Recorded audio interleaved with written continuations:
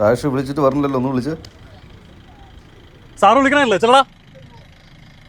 എന്താ sir ഇവിടുന്നാണോടാ cigarette വലിക്കുന്നത്?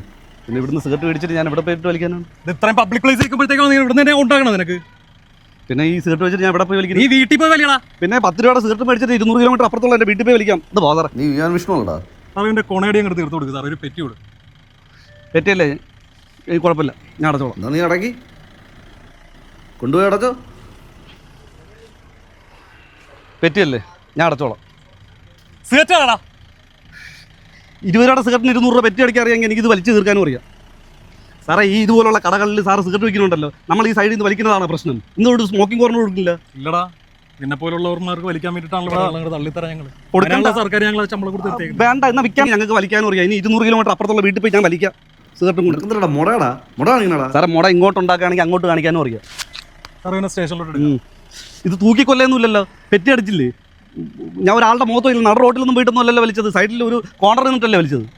എടാ, പെണ്ണുങ്ങൾ പോകുന്ന കണ്ടില്ല? ആ പെണ്ണുങ്ങൾ എവിടെയൊക്കെ വലിക്കുന്നത് തന്നെ ഞങ്ങളറിയാം, ഞങ്ങളൊക്കെ സ്ഥിരം വലിക്കുന്ന ആൾക്കാർ തന്നെയാണ്. സാർ സ്റ്റേഷനിലോട്ട് എടുത്തോ. നീയൊക്കെ വലിക്കുന്ന വീഡിയോ എൻ്റെ ഉണ്ട്, മര്യാദയ്ക്ക് സ്മോക്കിംഗ് കോർണർ വയ്ക്കാൻ പറ. സാറേ, മുട ഇങ്ങോട്ട് ഉണ്ടാക്കുകയാണെങ്കിൽ അങ്ങോട്ട് കാണിക്കാനും അറിയാം.